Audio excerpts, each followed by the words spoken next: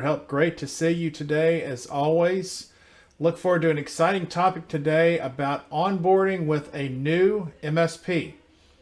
So as we start working with a new organization, one of the first things we do is organize a kickoff call and build a transition plan.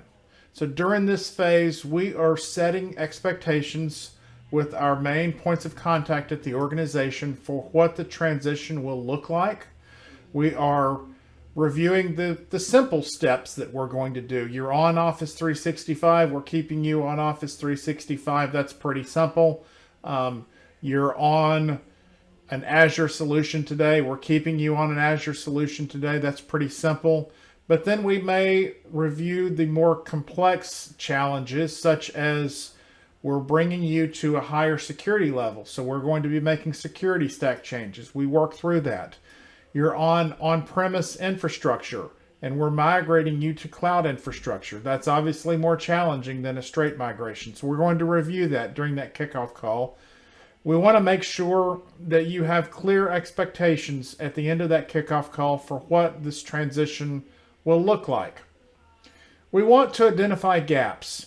I'll give you a for instance. We're working with a implementation right now with a company that, believe it or not, was on POP email still, and we're moving them to Microsoft 365, and we are identifying gaps with how they were accessing POP email, some users through a web browser, some users through Outlook, and standardizing that where everyone's using Outlook, and then we can migrate them to 365.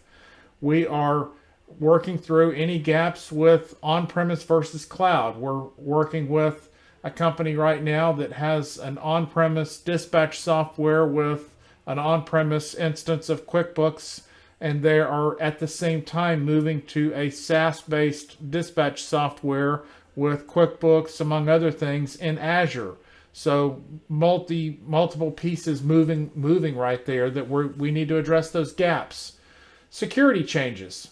Sometimes when we're working with a new organization, let's say we're implementing MFA, which is a standard for us. They didn't have MFA before. That's going to be a change in process for them, a change in expectation. We want to identify that as a gap and ensure that we have clear expectations and clear communications on it. Last, in this kickoff call or start of transitioning process, we want to build timelines. When are we starting?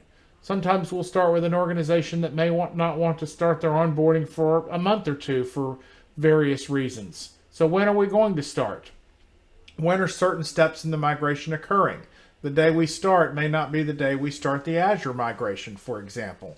The day we start may not be the day we start an Office 365 project, for example. So when are those different steps going to start? And then last, when are we fully onboarded? What date are we expecting to be fully onboarded and being your new MSP, providing all IT services, and we've closed down the transition phase? These items are all important to outline when starting to work with a new MSP. James Roten, need computer help. Super awesome to see you. Look forward to seeing you again very, very soon.